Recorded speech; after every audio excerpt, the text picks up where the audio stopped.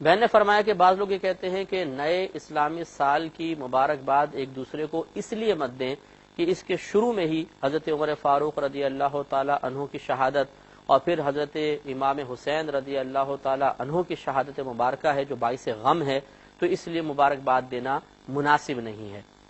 دیکھیے حضرت عمر فاروق رضی اللہ تعالی عنہ کی شہادت یہ بھی قاتلانہ حملہ تھا اور ظالمانہ طریقے سے آپ کو شہید کیا گیا، اور ہمارے سروں کے تاج حضرت امام حسین رضی اللہ تعالی عنہ کے ساتھ جو یزیدیوں نے اللہ تعالیٰ ان کو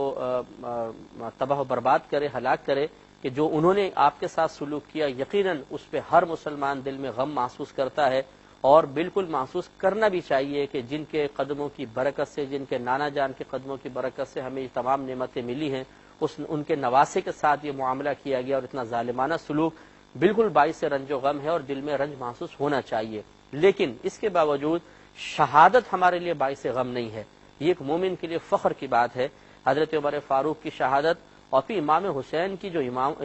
شہیدوں کے امام کہلاتے ہیں، امام الشہداء کہلاتے ہیں، ان کی شہادت ہمارے لیے کوئی باعث افسوس نہیں ہے، بلکہ ان کی شہادت، صرف شہادت کو اگر دیکھا جائے تو ہمارے لیے فخر کی بات ہے کہ امام حسین رضی اللہ تعالیٰ عنہ نے، جو کہ واقعی آل رسول بھی تھے، اور انہی کا خاصہ ہے کہ دین کے لیے آل رسول نے جو قربانیاں دی ہیں، یقیناً ان قربانیوں کی نظیر اور مثال پیش کرنا یہ پاسبل نہیں ہے۔ تو ہمارے لیے تو فخر کی بات ہے کہ ہم اگر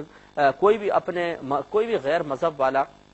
اگر اپنے مذہب کی کوئی شخصیت جس نے مذہب کے لیے قربانی دی وہ پیش کرے گا، ہم ان کے سامنے اگر امام حسین رضی اللہ تعالی عنہ کو پیش کر دیں تو یقیناً امام حسین سے آگے کوئی بڑھ ہی نہیں سکتا ہے۔ تو اس جہت سے اگر آپ دیکھیں تو ہمارے لیے کوئی باعث غم بات نہیں ہے، شہادت باعث غم نہیں ہے۔ ہاں، جو ان کے ساتھ ناروا اور ظالمانہ سلوک ہوا اور پھر ان کے اہل خانہ کے ساتھ سلوک ہوا، یقیناً ہر مسلمان کا دل اس پر رنجیدہ ہوتا ہے اور ہونا بھی چاہیے، وہ ایک الگ چیز ہے۔ لہٰذا مبارکباد دینے میں شرعاً کوئی حرج نہیں ہے، اور اس کا اور شہادت کا آپس میں کوئی ٹکراؤ نہیں ہے، ان کا کوئی ایسا تعلق نہیں ہے کہ شہادت کی بنا پر مبارکباد دینا